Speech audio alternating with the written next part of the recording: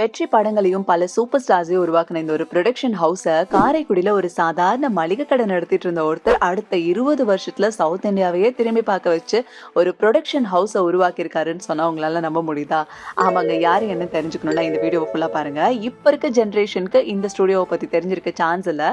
ஆனா 90s கிட்ஸோல அதுக்கு முன்னாடி இருந்தவங்களோ டிவி பார்க்க உட்காந்தாங்கன்னா சீரியல்லையோ மூவிலையோ இந்த ஸ்டுடியோவோட லோகோவோட மியூசிக் வர அந்த மொமெண்ட் இருக்கே, அது ஒரு நாஸ்டாலஜிக்கான ஃபீலா தான் இருக்கும். ஆமா இல்லையா? நீங்களே கீழே கமெண்ட்ல சொல்லுங்க. கெஸ் பண்ணிருப்பீங்கன்னு நினைக்கிறேன். ஏவி மெய்யப்ப செட்டியாரோட ஏவிஎம் ஸ்டுடியோ பத்தி தான் இந்த வீடியோல பார்க்க போறோம். இவரோட பலசரக்கு கடையில 1920ஸ்ல கிராமபோனை வித்துட்டு இருந்திருக்காரு. அப்புறம் கிராமபோன் ரெக்கார்ட்ஸ் தயாரிக்கிற ஹெச்எம்பி கம்பெனியோட ஒரு அக்ரிமெண்ட் தமிழ்நாட்டில் இருக்க முக்கியமான சிட்டிஸ்ல அந்த ரெக்கார்டை வந்து மேனுஃபேக்சரிங் பண்ணி விற்க ஸ்டார்ட் பண்றாரு.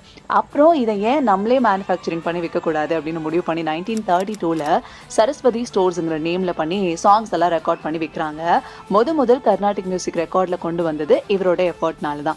அப்படியே டிராமாவை ஆடியோவா ரெக்கார்ட் பண்ணி சேல் பண்ணிட்டு இருக்காரு. அந்த டைம்ல பேசும் படம் தமிழ் சினிமாவுக்கு அப்போதான் இன்ட்ரடியூஸ் ஆகி பிரபலம் ஆயிட்டு இருக்கு. ஸோ மூவி ப்ரொடக்ஷன் ஸ்டார்ட் பண்ணலாம் அப்படின்னு 1934ல சரஸ்வதி சினி லெபார்டரி அப்படிங்கிற ஒரு கம்பெனியை ஸ்டார்ட் பண்றாரு. 1934ல அல்லி அர்ஜுனா அப்படிங்கிற ஒரு படம் தான் இவரோட முதல் படம். இந்த நேம்ல 3 படத்தை எடுத்து இருக்காங்க. அது ஒரு பெரிய லாஸ் ஆகுது. அதுக்கப்புறம் இந்த கம்பெனியை க்ளோஸ் பண்ணிட்டு 1940ல பிரகதி பிக்சர்ஸ் அப்படிங்கிற நேம்ல அடுத்த கம்பெனியை ஸ்டார்ட் பண்ணி ஓன் ஸ்டுடியோவை செட் பண்ணியிருக்காங்க.